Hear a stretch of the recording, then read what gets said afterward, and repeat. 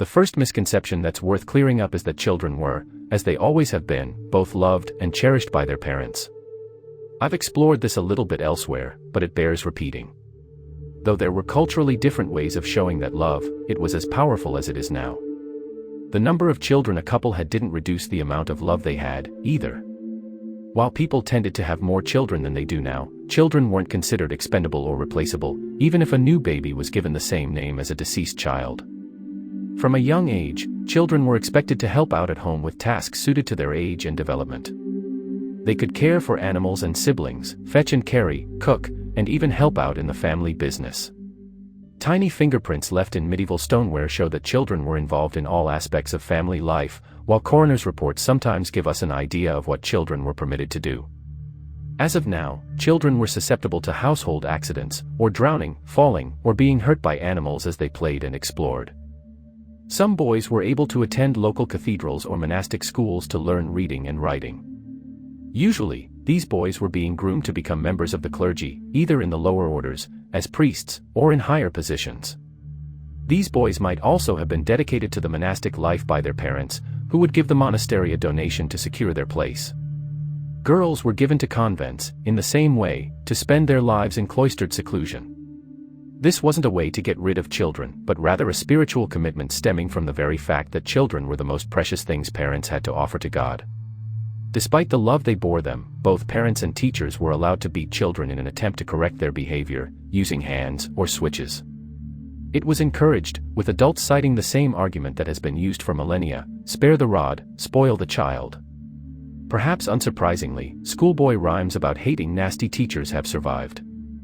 Noble boys were often fostered in other households where they might receive the training they needed to become successful adults. Boys as young as 7 began training for knighthood with wooden swords, bows, and small horses or ponies, learning by doing and by watching the knights with whom they lived. They also learned to read, and sometimes write, in both their native tongues and in Latin. Girls were not the fragile dolls we might expect them to be, either, as they were taught from girlhood to run their households, as they would on behalf of their future husbands whenever they were absent.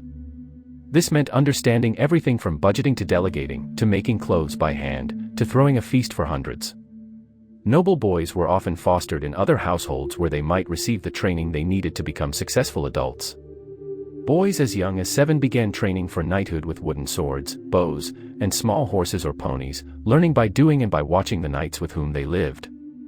They also learned to read, and sometimes write, in both their native tongues and in Latin. Girls were not the fragile dolls we might expect them to be, either, as they were taught from girlhood to run their households, as they would on behalf of their future husbands whenever they were absent. This meant understanding everything from budgeting to delegating, to making clothes by hand, to throwing a feast for hundreds. Despite possible accidents or cruel masters, household chores, and time away from home, childhood in the Middle Ages was not a dour time. Children were encouraged to play, and adults ensured that they got the opportunity.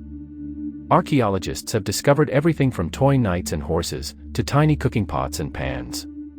Gerald of Wales even describes building sandcastles with his brothers as a child, although Gerald, sweetly, built sand monasteries, instead. Children played ball games, stick games, and sports, as well as what we'd now call board games like backgammon and chess. In the cloisters of Canterbury and Salisbury cathedrals, 9 men's Morris boards carved into the benches by medieval children are still visible today. They say it takes a village to raise a child, and the medieval community was committed to caring for its children, with the church, local lords, or godparents stepping in to help out when needed, and to care for orphans. Even with all this care and support, just as now, not every child had an idyllic upbringing. Still, just as now, medieval childhood was full of fun and games, learning and exploring, trial and error, tears and laughter. Childhood in the Middle Ages, which spanned from the 5th to the 15th century, was quite different from childhood today. Children were considered to be miniature adults and were expected to learn adult roles and responsibilities from a young age.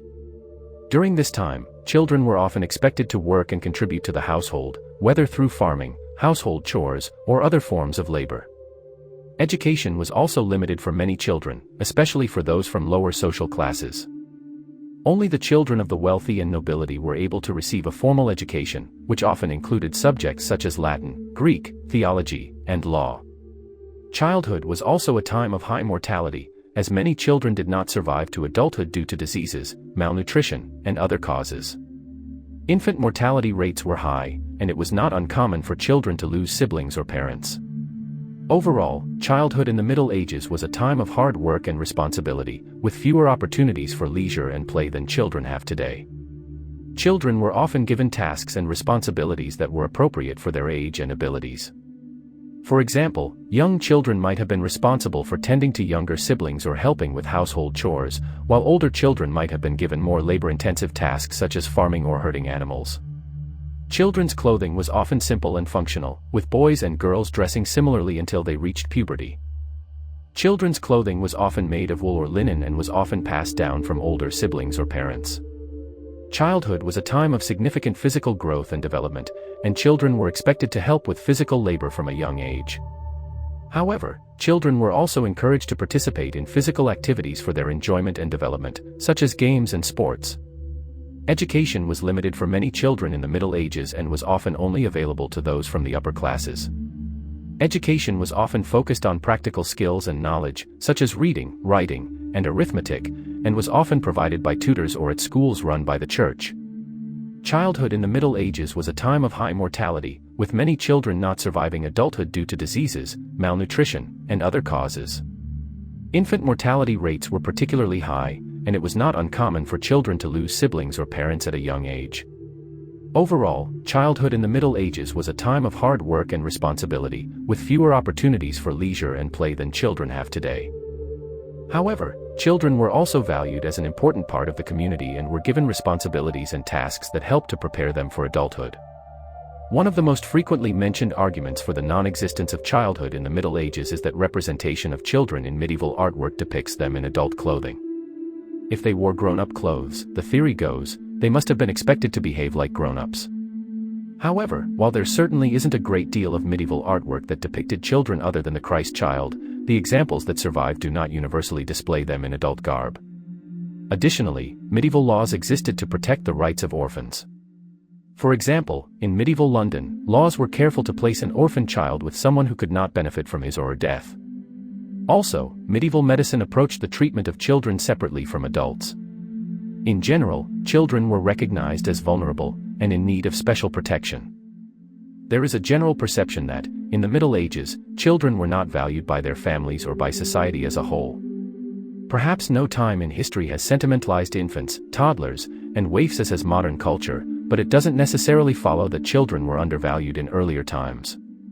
In part, a lack of representation in medieval popular culture is responsible for this perception. Contemporary chronicles and biographies that include childhood details are few and far between. Literature of the times rarely touched on the hero's tender years, and medieval artwork offering visual clues about children other than the Christ child is almost non-existent.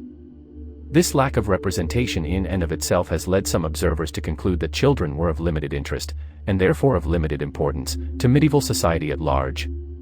On the other hand, it is important to remember that medieval society was primarily an agrarian one. And the family unit made the agrarian economy work. From an economic standpoint, nothing was more valuable to a peasant family than sons to help with the plowing and daughters to help with the household. To have children were, essentially, one of the primary reasons to marry. Among the nobility, children would perpetuate the family name and increase the family's holdings through advancement in service to their liege lords and through advantageous marriages. Some of these unions were planned while the bride and groom-to-be were still in the cradle. In the face of these facts, it is difficult to argue that people of the Middle Ages were any less aware that children were their future than people are aware today that children are the future of the modern world. Thank you for watching. Please subscribe for more videos.